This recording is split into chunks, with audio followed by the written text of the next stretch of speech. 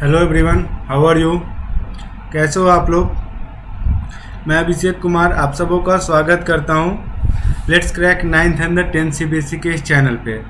Okay, ठीक है। तो अगर आप सब्सक्राइब करते हो let's crack 9th and 10th CBSE को, देन आपके पास एक अपॉर्चुनिटी बनती है to learn with the top educators of Unacademy platform. Similarly you will get the quality content and the great learning experience with us. Okay, so I request everyone to please subscribe our channel as soon as possible.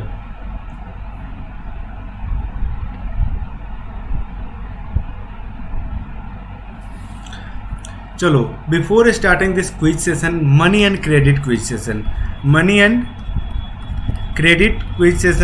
let me introduce myself. मेरा नाम अभिषेक कुमार है। मैंने BTech करी है computer science से, ठीक है, and I have completed my BTech from National Institute of Science and Technology. I have 1+ year of teaching experience. I have already mentored a student for NTSE, IESO and CBSE board. अभी मैं faculty हूँ कोटा राजस्थान के एक premier institute में, ठीक है।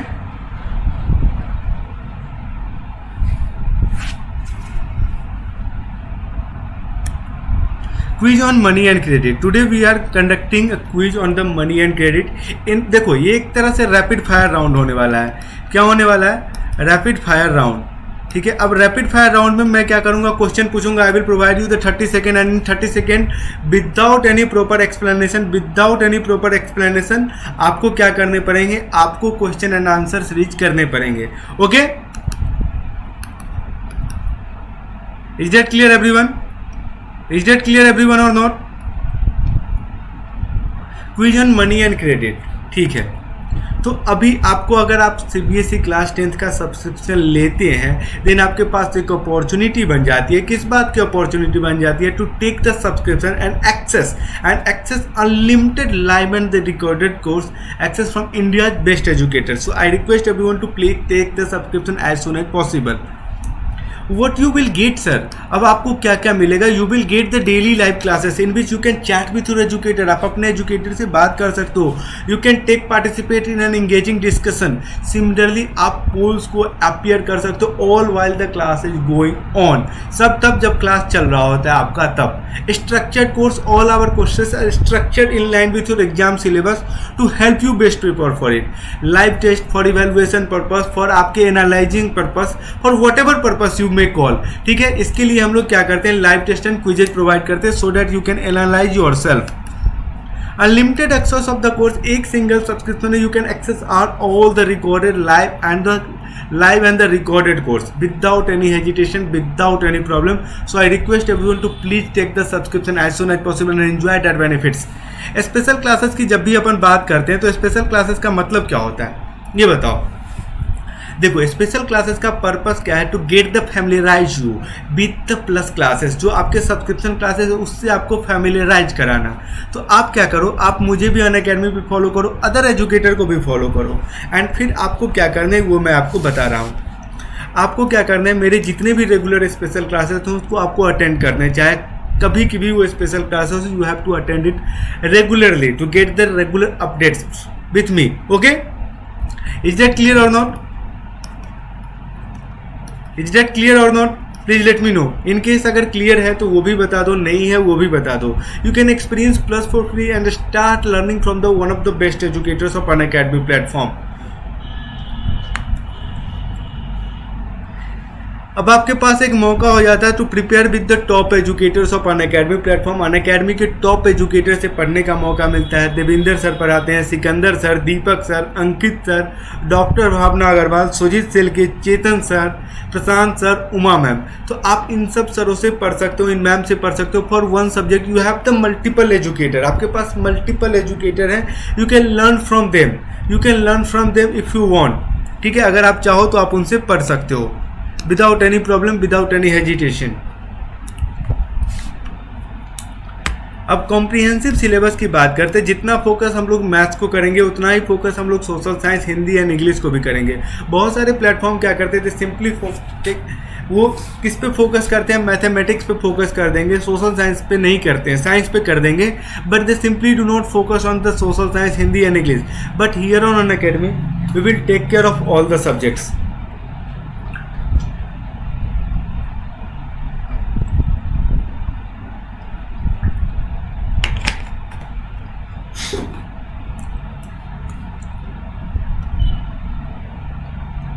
देखो ये क्या है, ये अपना अनअकैडमी लर्निंग ऐप है। This is our Unacademy learning app. I request everyone, मैं आप लोगों से एक बात का रिक्वेस्ट करता हूँ। किस बात की रिक्वेस्ट करता हूँ ये बताओ, कि just download the Unacademy learning app. आप अपने प्ले स्टोर पे जाओ, डाउनलोड करो अनअकैडमी लर्निंग ऐप को, रजिस्टर करो और पढ़ाई करो without any hesitation, without any restriction. Okay, is that clear to everyone? Is that clear to everyone? This is our official Telegram channel. ये हमारा ऑफिशियल टेलीग्राम चैनल है https://t.me/quest10cbse। तो इसके डिस्क्रिप्शन लिंक, इसके जो लिंक है आपको डिस्क्रिप्शन बॉक्स में अवेलेबल है। You can go and follow our channel to get the regular update and you can talk with us. देखो यहाँ पे आपको एक कोड दिख रहा होगा, ये आपको कोड दिख रहा है ना, इस कोड को हमेशा यूज करना। जब भी आप अनअकैडमी को सब्सक्राइब करने की सोचना, इस कोड को यूज करना, बहुत अच्छा बेनिफिट मिलेगा। उसका नाम है 10% का डिस्काउंट। 10% का डिस्काउंट कैसे मिलेगा ये देखो, 36 मंथ के लिए आपको 28,800 देने पड़ेंगे। फॉर द 24 मंथ आपको 22,500 देने पड़ेंगे। For the 12 month you need to give only 13,500 rupees. And for 6 month आपको कितने देने पड़ेंगे? 9,000 रुपया देना पड़ेगा। Is that clear to everyone? Is that clear to everyone? Clear everyone? तो अगर आप क्लास 9th में हो, कोई आपका भाई क्लास 9th में है, तो उसके लिए भी मैं आपको बता देता हूँ। आपका अगर कोई क्लास 9th में हो तो उसको भी आप देख सकते हो कि 48 मंथ के लिए सब्सक्रिप्शन उनको दिला सकते हो। यू हैव टू पे। आपके भाई को कितने देने पड़ेंगे? 36,000 रुपये only, 36,000 only. So I am really excited. Let me tell you one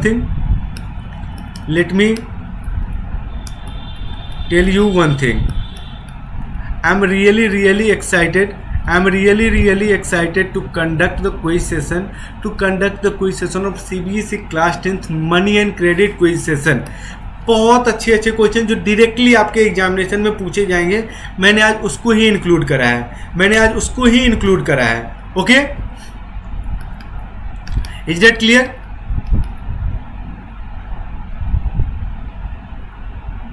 तो सबसे पहला आपके सामने क्वेश्चन है, money is accepted as a medium of exchange. Why? क्यों मनी को ही हम लोग करते हैं? भैया मनी का कुछ तो वैल्यू होना चाहिए ना। Money can create loan, money portable, money add to the value of the community, या money facilitates the process of the exchange. Your options are A, B, C and D। I will wait for you 30 seconds without timer. I am waiting, I am looking in to the timer. अगर आप लोग बताओगे, मैं आपसे simple question पूछा हूँ, money is accepted. Money को क्यों एक्सेप्ट किया जाता है? मीडियम ऑफ, जैसे मुझे ये लैपटॉप लेना है, या मुझे ये डेस्कटॉप लेना है, या मुझे ये डिजिटल पैड लेना है, मैं सीधा अपने पर्स से पैसे निकाल के दूंगा और वो भैया मुझे ये दे देंगे, दुकानदार वाले भैया। क्यों देंगे? क्या उसमें क्या लिखा हुआ है जो उसको देंगे? ये बताओ। देखो पोर्टेबल को आप लोग कट कर सकते हो भैया, बहुत चीज़ पोर्टेबल हो सकती है ना, बहुत चीज़ पोर्टेबल। ये भी तो पोर्टेबल ही है, कहीं भी मैं लेके जा सकता हूँ। तो इससे दे देंगे क्या? नहीं देंगे ना। वो मैं एक पुराना लेके जाऊँगा तो नया दे देंगे क्या? नहीं। अगर नया देंगे भी तो एक्सचेंज क्या आ जाएगा? एक्सचेंज आएगा, और एक्सचेंज में वो पैसे की डिमांड करेंगे। Is that clear? तो money facilitates the process of the exchange. क्यों? क्योंकि आरबीआई की मुहर लगी हुई है कि मैं धारक को 1,000 रुपया या 2,000 रुपया या 500 या 100 रुपया या 5 रुपया देने का वचन अदा करता हूँ। मतलब उसकी वैल्यू है, वो प्रोसेस एक्सचेंज है। अब देखो, आप एक इमेजिन करो, मैं आपको एक एक चीज़ इमेजिन करो, A, B, C। ए के पास क्या है? ए के पास गेहूँ है, बी के पास टमाटर है, सी के पास क्या है? दाल है, मसूर दाल है, ठीक है। डी के पास क्या है? क्लॉथ है। अब यहाँ पे किसी के पास पैसा नहीं है, तो अब क्या होगा? अब यहाँ पे क्या होगा? इसको क्या चाहिए? गेहूं वाले को चाहिए क्लॉथ, चाहिए, लेकिन गेहूं यहाँ जा रहा है, इसको तो पता नहीं कि किसके पास क्या है, ये बी के पास जा रहा है। तो बी भैया बोल रहा है कि नहीं, हमको तो गेहूं चाहिए ही नहीं, बहुत गेहूं है। तो वो क्यों एक्सचेंज करेगा? नहीं करेगा ना, इस सिनेरियो में वो नहीं करेगा। फिर ए भी नहीं करेगा, ए बोलेगा कि मेरे अगर करना है तो किससे करो? दाल से करो, मेरे पास क्लॉथ है ही नहीं। तो यहाँ भी इसकी एक्सचेंज नहीं हो पाएगी। फिर यहाँ पे इसको जाना पड़ेगा डी के पास, तो डी बोलेगा हाँ, अब डी भी बोलेगा कि भैया हम गेहूं नहीं लेंगे, हमको चाहिए टमाटर, क्योंकि गेहूं तो है मेरे पास, हमको चाहिए टमाटर। तो सी के पास तो है नहीं, तो बहुत मुश्किल होता था, बहुत मुश्किल होता था एक्सचेंज को करने में। किस में? बार्टर इकोनॉमी में। बार्टर इकोनॉमी में बहुत मुश्किल होता था एक्सचेंज को फैसिलिटेट करने में। तो इसलिए सरकार ने क्या किया, एक मीडियम, एक सिंपल एक्सचेंज को बढ़ावा दिया, जिसको हम लोग मनी के नाम से जानते हैं। The correct answer option number D. ठीक है, सरकार उसकी वैल्यू फिक्स कर चुकी है। The modern form of currency includes silver coins, gold and the paper notes, या paper notes and the coins. बहुत इंटरेस्टिंग क्वेश्चन है ये, बहुत इंटरेस्टिंग क्वेश्चन है।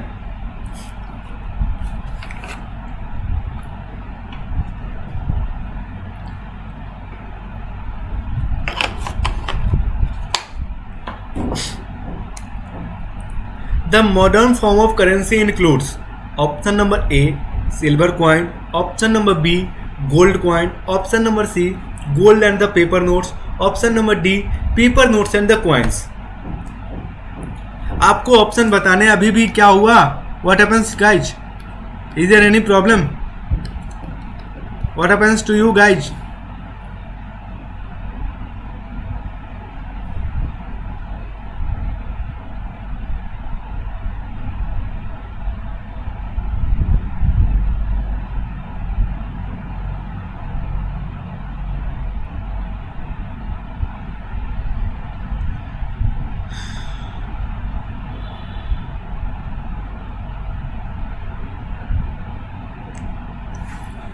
Yes, the correct answer is D.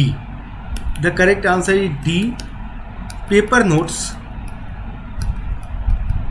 and coins।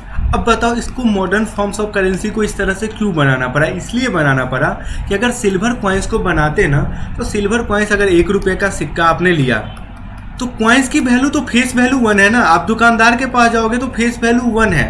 Face value क्या है उसकी? 1 है। लेकिन उसकी जो वैल्यू होती थी वो क्या होती थी? बहुत ज़्यादा होती थी। क्या होती थी? अगर उसको आप बेचने जाते हो, कॉइन की वैल्यू, कॉइन की इंट्रिंसिक वैल्यू, कॉइन की जो एक्चुअल वैल्यू होती है वो मोर देन 1 रुपीज़ हो जाती थी। तो अब क्या करते थे? ब्लैक मार्केटिंग वाले लोग सब सिल्वर को ही बेचते थे।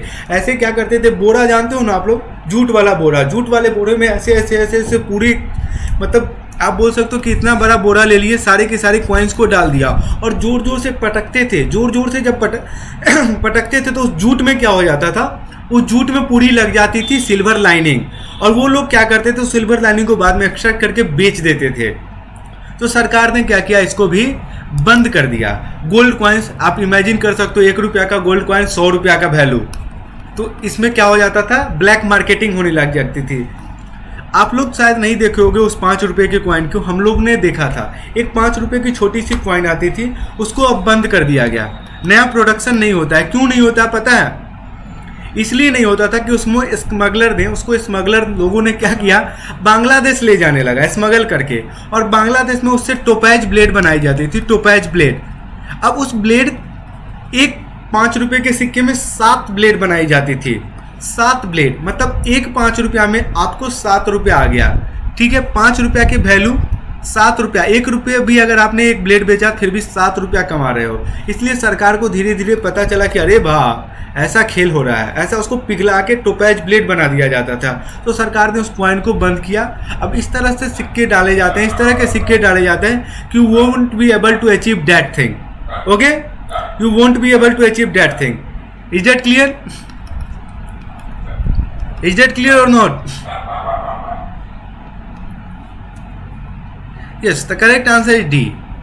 अब question number 3, the benefit of depositing money in bank is, the benefit of depositing money in bank is what? It makes easy to get loans, it earn interest, it earn status, it earn country's national income. The benefit of depositing money in bank is, options आपके सामने होने चाहिए। आपको options आपके सामने है। Benefit क्या है? जैसे मेरे पास पैसा है, मान के चलो कि मेरे पास कुछ भी पैसा हो, व्हाटएवर पैसा, मैं भी गरीब आदमी हूँ, ठीक है, मैं बता रहा हूँ। जैसे मेरे पास एक पैसा है, ठीक है, मैं इस पैसे को क्या कर रखा हूँ? पर्स में रखा हूँ। तो what is the use of this पैसा? मैं इससे कुछ यूज कर सकता हूँ, कुछ चीज़ खरीद सकता हूँ। कोई भी चीज़, मोबाइल मेरा ख़राब हो गया तो उसको मैं रिपेयर करा सकता हूँ, ठीक है। बट एक्चुअली में जो मेरे अकाउंट में पैसा है उससे मुझे क्या फ़ायदा मिल रहा है। अगर कोई फ़ायदा नहीं होता तो मैं क्या करता, उसको मैं जेब में ही रखता सारे पैसे को, है ना। तो मैं फिर क्यों रखता बैंक में, बैंक वाले को देके क्या फ़ायदा। ऑब्वियसली कुछ ना कुछ तो फ़ायदा होना चाहिए, तो वो आपको बताना है। The benefit of depositing money in bank is, option number B is absolutely correct answer, it on interest. जैसे आपने पैसा जमा किया तो बैंक आपको सेविंग अकाउंट पे 3.5, कोई बैंक 2, कोई 3, कोई 4% का क्या करती है, आपको टैक्स देती है, इंटरेस्ट रेट। टैक्स तो लेती नहीं, इंटरेस्ट रेट देती है, ठीक है। तो वो आपका क्या होता है, पैसा मल्टीप्लाई होते रहता है, ठीक है। It earns country national income, absolutely incorrect, ठीक है। Status absolutely incorrect. अब स्टेटस, अब मेरे अकाउंट में कितना पैसा आप तो जानते नहीं हो, तो आप क्या इज्जत दोगे मुझे, क्या इज्जत दोगे, है ना। आपको क्या पता कि मेरे अकाउंट में 10 रुपया है या 10 लाख है या 10 करोड़ है या वो भी नहीं है। It makes easy to get loans. देखो ये हो सकता है, कहीं कहीं पे होता है, लेकिन एक्चुअल आंसर ये है, क्योंकि अगर आपके एसेट में वो देखते हैं बैंक वाले।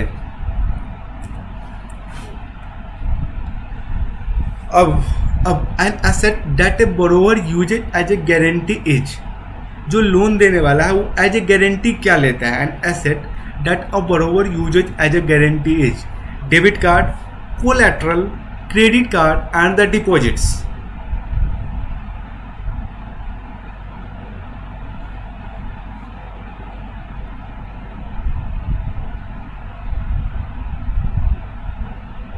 You can tell me the answer. An asset that a borrower uses as a guarantee is debit card, collateral, credit card or the deposits.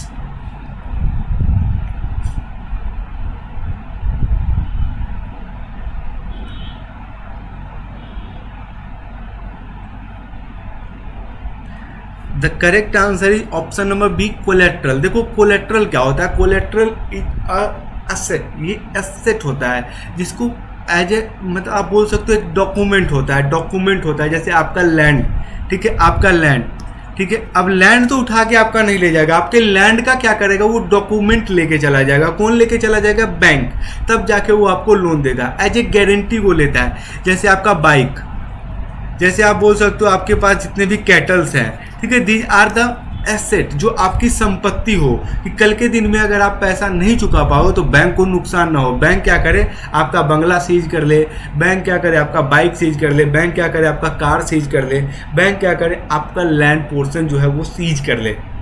Debit card absolutely incorrect, credit card absolutely incorrect. Deposit से कोई मतलब नहीं है। Deposit and loan account is not related to each other. मैं बोल रहा हूँ, अगर आपके पास, अगर डिपॉजिट अकाउंट में आपके 10 लाख है, ठीक है, उसी बैंक में, और आपने लोन ले रखा है 2 लाख का, तो बैंक के पास ये पावर नहीं है कि इस 10 लाख में 2 लाख काट के आपको दे। नहीं, दो अकाउंट बिल्कुल अलग अलग होते हैं, डिपॉजिट एंड द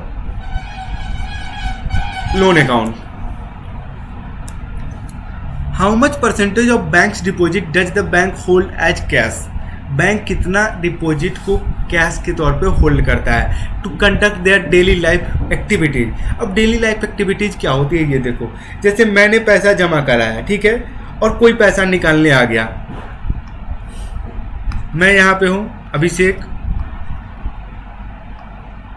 मैंने यहाँ पे पैसा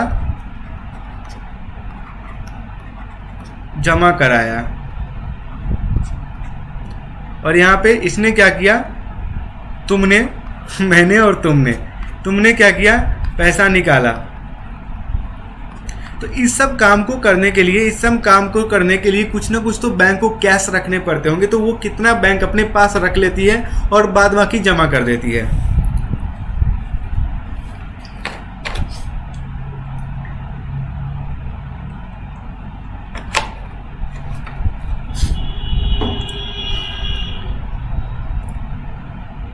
can anyone tell me this answer.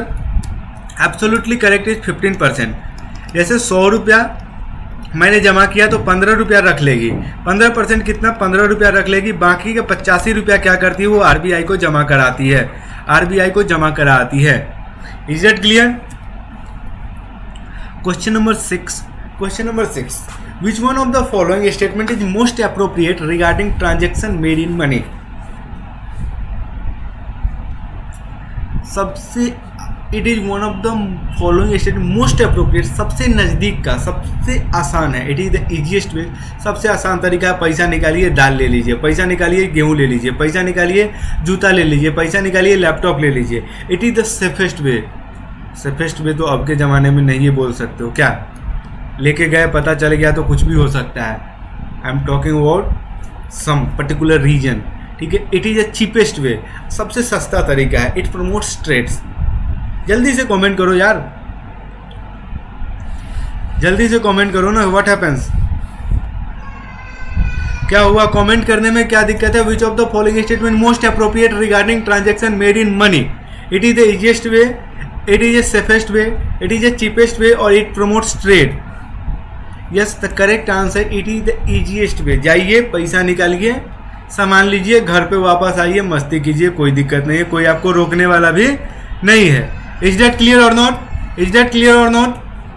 ठीक है, अब आपके पास क्वेश्चन नंबर 7 है। क्वेश्चन नंबर 7 है, which among the following authority issue currency notes on behalf of the government? Bharat में कौन इशू करती है करेंसी? किसका साइन होता है? 500 रुपये जो आपको मम्मी देती होगी खाने के लिए, या 200 रुपये का नोट्स जो अपने नया नया वाला नोट्स देती होगी, उस पर किसका साइन होता है? किसका साइन होता है? और एक और क्वेश्चन आप लोग को मैं दे देता हूं as a homework. Who is the governor of अभी का? Who is the current governor of RBI? Who is the current governor of RBI? आपको ये आंसर बताने हैं।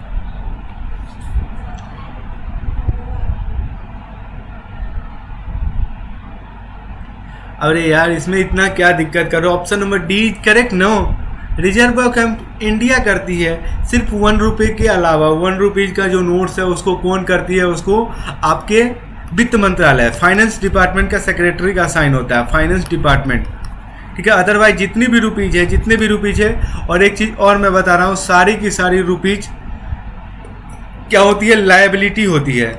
लायबिलिटी होती है सिवाय इस रुपये के जिसको कि फाइनेंस मिनिस्ट्री इशू करती है। फाइनेंस मिनिस्ट्री जिसको इशू करती है उसको हम लोग बोलते हैं एसेट। एसेट मतलब क्या होता है? एसेट मतलब क्या होता है? संपत्ति। Is that clear? वो क्या होती है? आपकी संपत्ति है। Okay, is that clear?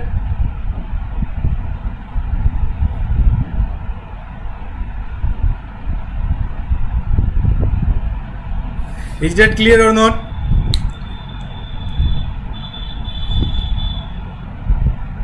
Is that clear or not? बताओ, आगे प्रोसीड करूं। In which of the following system exchange of good is done without in use of money, without any hesitation, within a second? I want answer.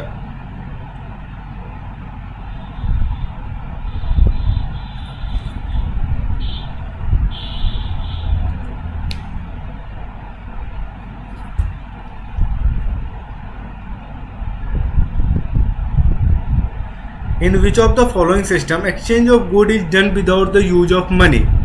Credit system, barter system, banking system या फिर collateral system? Sir simple answer है barter system. Barter मतलब क्या होता है? हिंदी अगर इसका कोई पढ़ा होगा, हिंदी वाले मीडियम, वस्तु विनिमय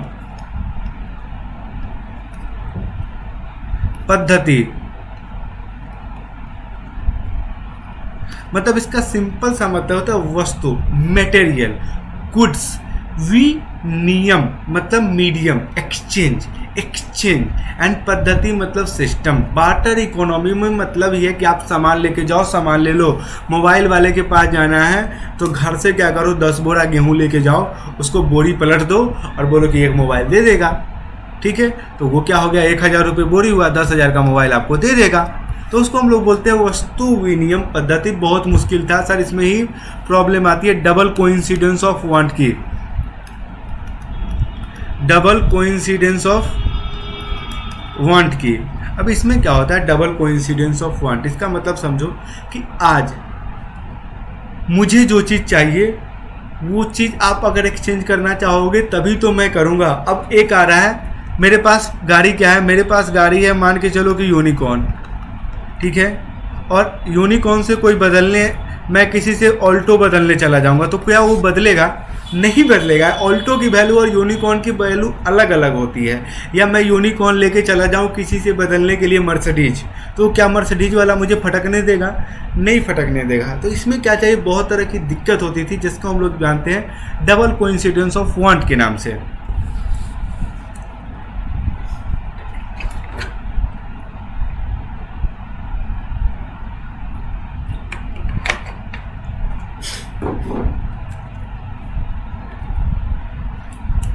Bank provides a higher rate of interest on which of the following accounts? Bank provide a higher rate of interest on which of the following account?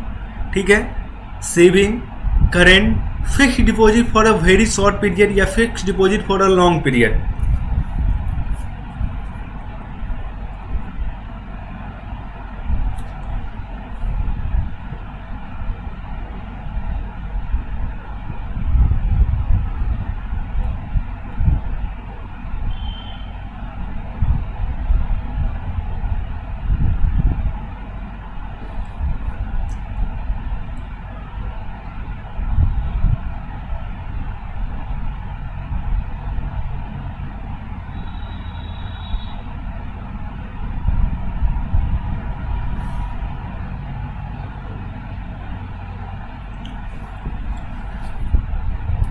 The correct answer is C. Sir fix deposit आपने 20,000 कर दिया, छोड़ दिया 2 साल के लिए, तो bank अब उसका वेरियस तरह से यूज करती है, तो उस पर वो ज़्यादा इंटरेस्ट देती है। ऐसा नहीं कि सेविंग में आप जब चाहो तब निकाल सकते हो, लेकिन इसमें क्या है, फिक्स डिपॉजिट में अगर आपने 6 साल के लिए फिक्स किया है और आप चले जाते हो 1 साल में ही उसको तोड़ने के लिए फिक्स डिपॉजिट को, तो bank will take some amount as a penalty. इतना ध्यान रखना। The informal source of credit does not include which one of the following? Informal, formal और इनफॉर्मल में ध्यान दो। फॉर्मल मतलब जिसको कि जहाँ इंटरेस्ट रेट कम होती है, एकदम फॉर्मल जिसको सिस्टमेटिक ढंग से करता है, ट्रेडर्स, फ्रेंड्स, कोऑपरेटिव सोसाइटी या फिर मनी लेंडर्स। क्रेडिट मतलब होता है कर्ज।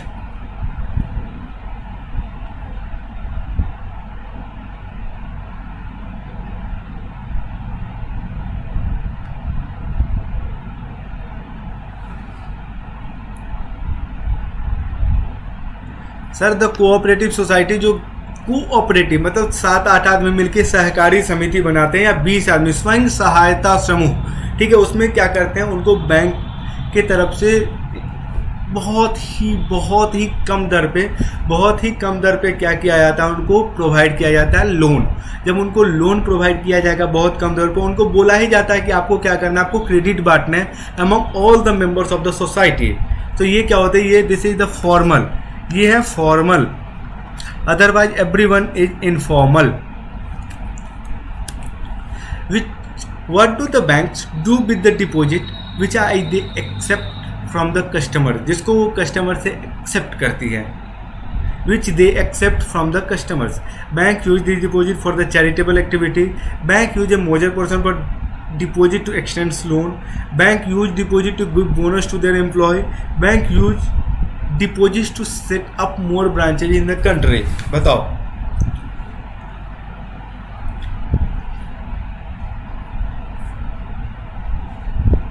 सबसे पहला इस चीज को जानने के लिए आपको एक चीज पता होगा कि except RBI and some other banks, bank is a commercial organisation.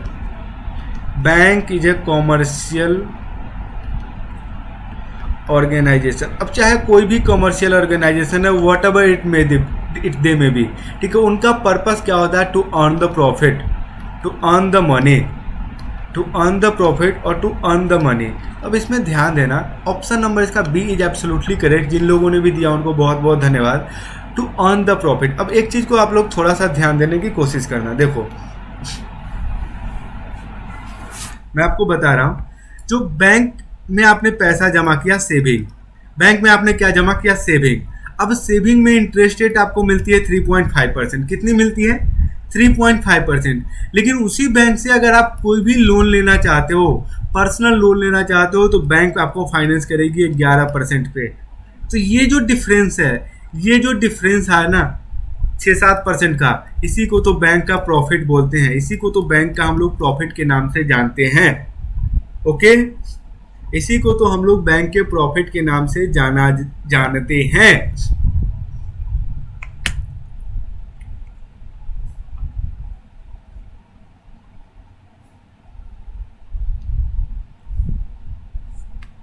ठीक है, सबको clear? An agreement in which the lender supplies the borrower, lenders मतलब जो देता है बोरोवर को, लेने वाले को, विथ मनी गुड्स और services in return for the promise of the future payments refers to डेप्ट, डिपॉजिट, क्रेडिट या फिर कोलेट्रल। इस क्वेश्चन को हम लोगों ने ऑलरेडी अलग फॉर्म में डिस्कस कर रखा है।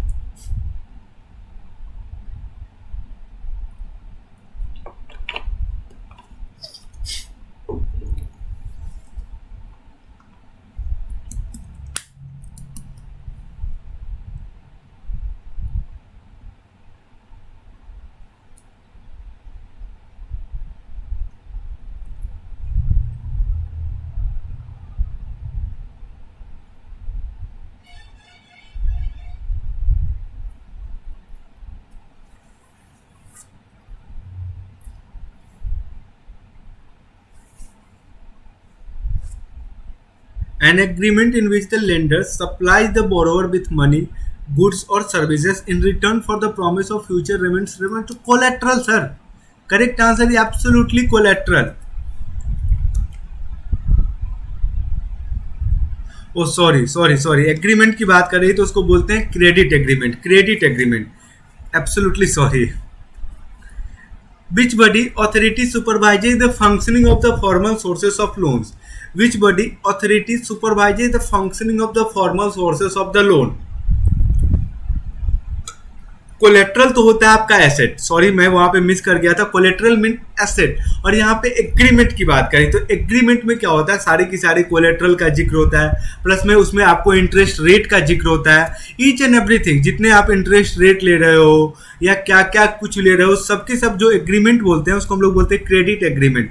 कोलेट्रल मीन्स होता है योर एसेट जो bank take as a guarantee, bank take as a guarantee. मैं क्वेश्चन के बीच में जब सोचने लगा तो थोड़ा सा कंफ्यूज हो गया था।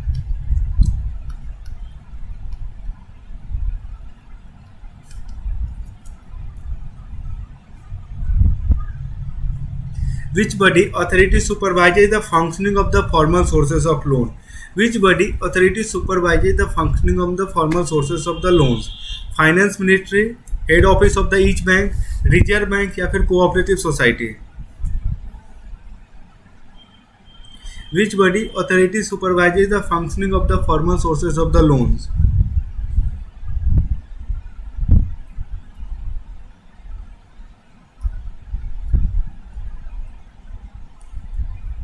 Finance ministry, head office of the each bank, Reserve Bank या फिर cooperative society?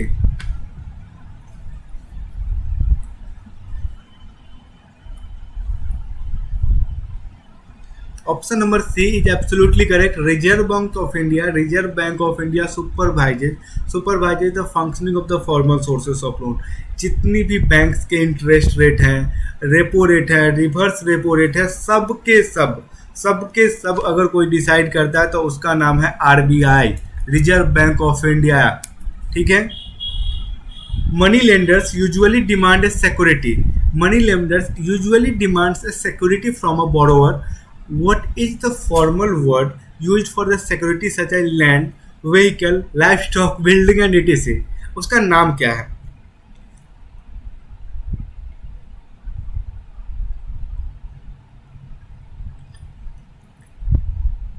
Money lenders usually demand a security from a borrower, usually demand करते हैं। What is the formal word used for the security such as land, vehicle, livestock, building ATC?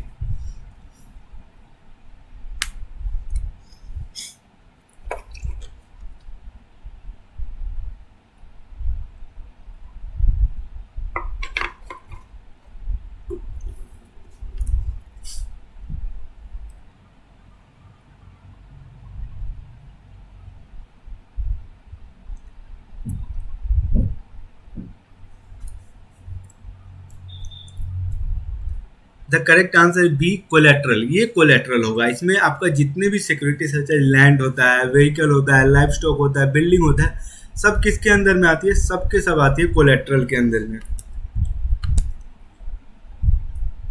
अब आपके सामने question number 15, आधा question पे हम लोग अभी तक पहुंचे हैं। विच among the following option will B cheapest source of credit in rural area? Which among the following option will be the cheapest source of credit in rural area? Bank, cooperative society, money lenders या फिर finance company? Rural area की बात कर रहा है। Which among the following option will be the cheapest source of credit in rural area?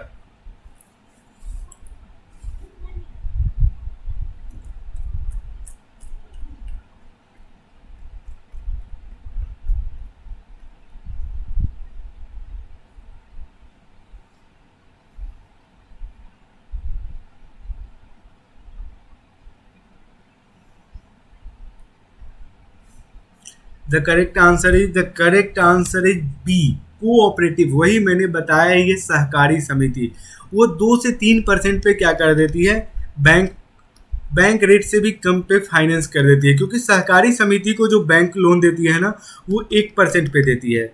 1% पे उसको monitor भी करती रहती है बैंक। जिस बैंक से वो एफिलिएट होता है उसको मॉनिटर बैंक करती रहती है कि वो क्या कर रही है। तो इसके जो मेंबर है ना, ये 2 से 3% पे अपने मेंबर्स के अमॉन्ग देयर मेंबर्स वो डिस्ट्रीब्यूट कर देती है। इन which country is the Grameen bank, sorry German बोल दिया, ग्रामीण bank meeting the credit needs for over 6 million poor people? Bhutan, Sri Lanka, Bangladesh और नेपाल, सबके सब अपने क्या है? पड़ोसी देश है। भूटान भी अपना पड़ोसी, श्रीलंका भी पड़ोसी, बांग्लादेश भी पड़ोसी और नेपाल भी पड़ोसी।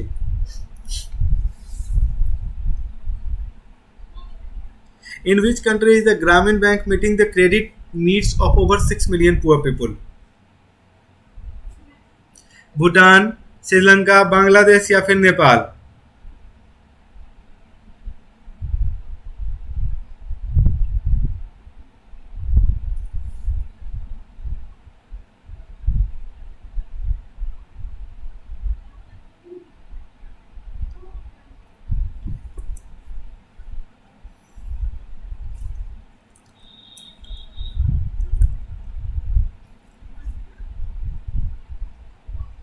The correct answer is C, Bangladesh is absolutely correct answer. Bangladesh में क्या था? बांग्लादेश में ग्रामीण बैंक बहुत अच्छा वर्क कर रही है, बहुत अच्छा काम वर्क कर रही है।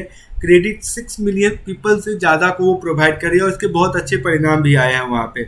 A typical self help group, सहकारी स्वयं सहायता समूह, self help group usually has 100 to 200 members, 50 to 100 members, less than 10 members या डी 15 to 20 मेंबर्स। अटिपिकल मतलब जो बिल्कुल जैसा होता है उस तरह का।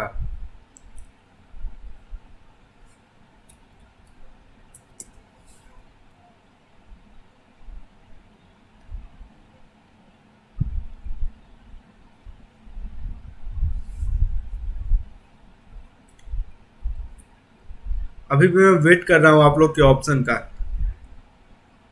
Still I am waiting.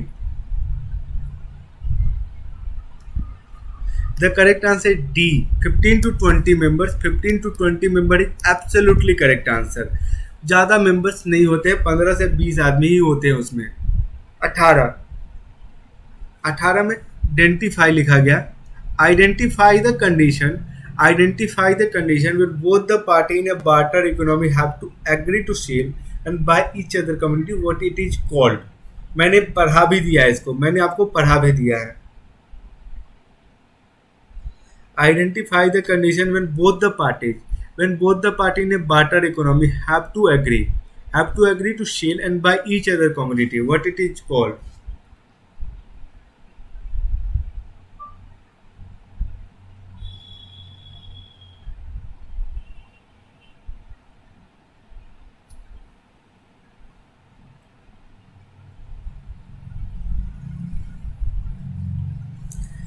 This is known as the double coincidence of want. इसको क्या बोला जाता है? इसको बोला जाता है डबल कोइंसिडेंस ऑफ वांट। मतलब जो आपको चाहिए वही हमको भी चाहिए।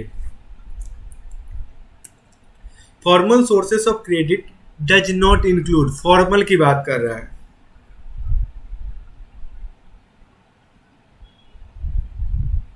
बैंक, कोऑपरेटिव्स, एम्प्लॉयर या फिर self help group.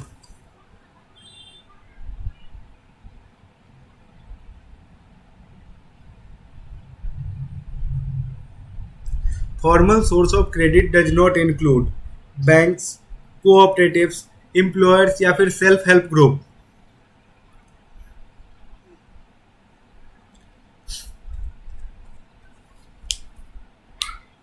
Formal source of credit does not include banks, cooperatives, employers या फिर self help group. The correct answer is C, employers. अब मैं जहाँ काम कर रहा हूँ, अगर बगल वाले बंदे से, बगल वाले जो वो भी एम्प्लॉयर है, उसी कंपनी वाले से कुछ लोन ले लेता हूँ, तो वो फॉर्मल नहीं है, वो सब क्या है, इनफॉर्मल है। तो it also comes under the informal category. Formal sources of credit does not include, तो employers is correct answer.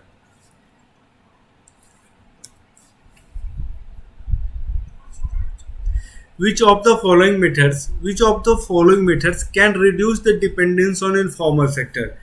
Can reduce the dependence on the informal sector. Banks and the cooperative increases their lending, particularly in the rural area. Interest rates are decreased on credit. Formal sector loans expand and everyone receives loans. या फिर D, all the above. Which of the following method can reduce the dependence on informal sector? Banks and cooperative increase their lending, particularly in the rural area. Interest rates are decreased on the credit. Formal sector loans expand and everyone receives loans. या D, all the above.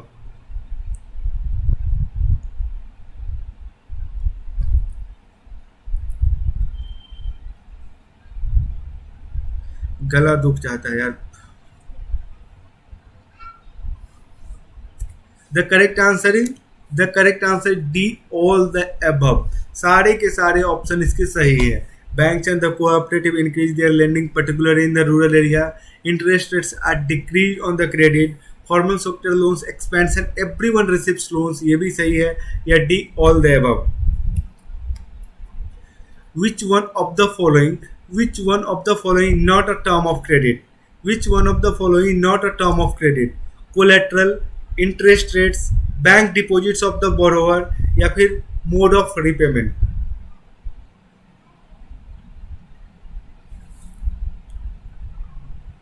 वही जो credit की बात की थी, credit document की बात की थी, उसी का ये मतलब है।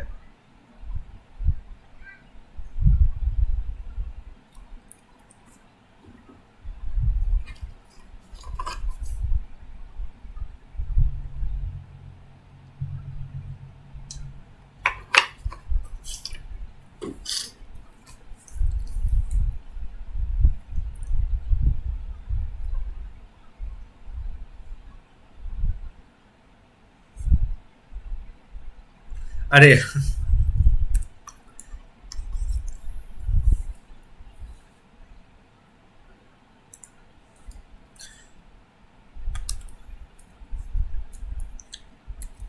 कितना पैसा तुम रखे हो बैंक डिपॉजिट में, मैंने पहले ही बताया, कोई मतलब नहीं है बैंक वाला को। तुम्हारे इंटरेस्ट तुम्हारे लोन अकाउंट से वो ले ही नहीं सकता, रूल ही नहीं है। तो वो कभी भी वो पूछता नहीं है कि सर मैं आपको लोन दे रहा हूँ, लोन फाइनेंस कर रहा हूँ, आपके पास कितना है अकाउंट में, ये बता दीजिए। तो आप बोलोगे क्यों बताऊंगा, नहीं बताऊंगा, ठीक है। What is the main source of income of A bank? Main source क्या है? ऑप्शन आप लोग आराम से पढ़ो, ऑप्शन आप लोग आराम से पढ़ो, आराम से देने की कोशिश करो।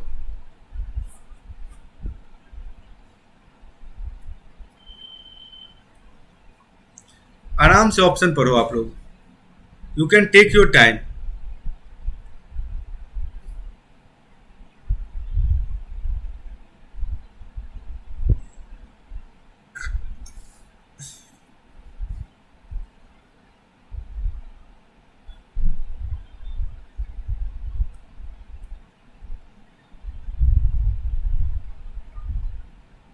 The correct answer is B. The difference between what is charged from the borrower and paid to the depositor in is the main source of bank's income. Is the main source of bank's income. Is that clear, everyone? Is that clear, everyone? The exchange of goods for goods age. The exchange of goods for goods age. The exchange of goods for goods age. Banker of option, bills of exchange, barter या फिर currency.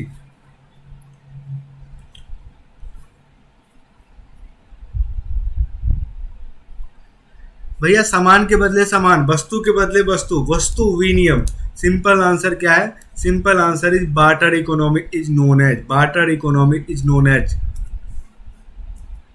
In SHG self help group, most of the decisions regarding saving and the loan activity are taken by bank, members, non government organization या फिर life corporation of India.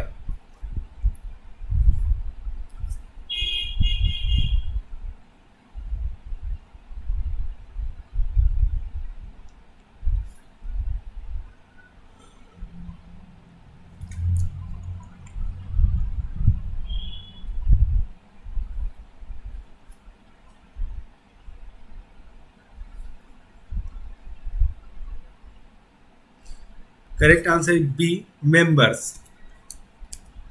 The founder of the Grameen Bank of the Bangladesh is Amritya Sen, Mohammad Salim, Mohammad Yunus या none of the above. इसको कौन बता पाता है, देखते हैं.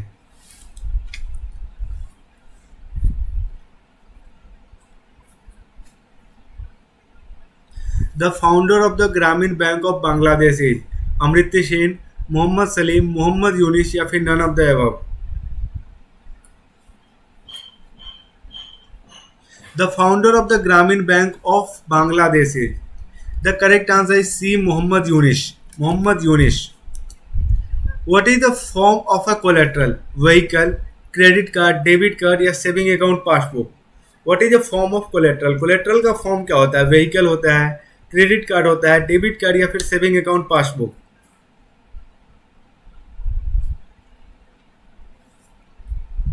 What is the form of collateral?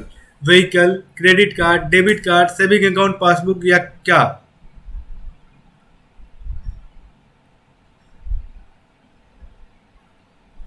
The correct answer is a. Vehicle is absolutely correct answer. Vehicle क्या होता है? Vehicle is absolutely correct answer. Is that clear everyone? Vehicle को ही आप क्या कर सकते हो? कोलेट्रल के तौर पे यूज कर सकते हो. अदरवाइज ऐसी कोई भी चीज इसमें अवेलेबल नहीं है जिसको आप यूज कर सकते हो. Such as the credit card, debit card and saving account password को आप लोग यूज नहीं कर सकते हो. Is that clear everyone? Is that clear everyone?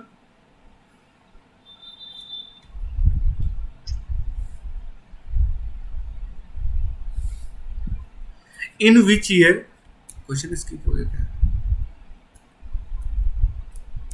हाँ, what are demand deposit? What are demand deposit? Demand deposit होता क्या है ये बताओ. What are demand deposit? Deposit with bank kept for at least 10 years. Deposit with bank which can be withdrawn on demand. Deposit in bank in the form of jewelry only. Deposit with bank kept for at least 5 years.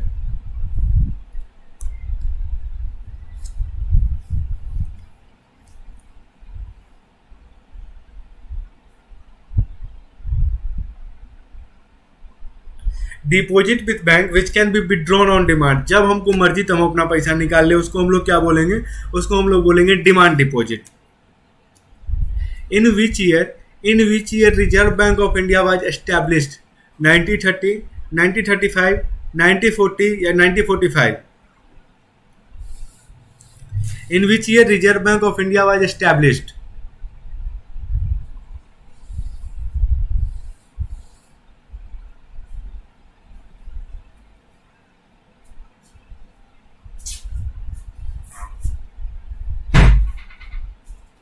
1930, 1935, 1940 या फिर 1945?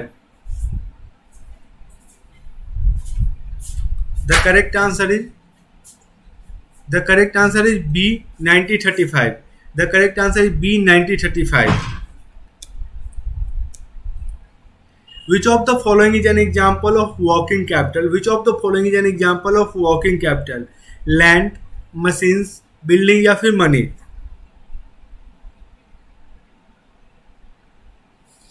Which of the following is an example of working capital?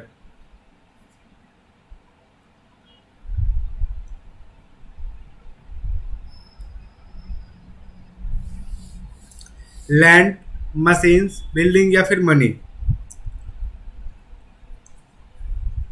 Working, जो काम की daily to daily life में काम आए तो उसका मतलब होता है money. Money is the working capital. Money is the working capital.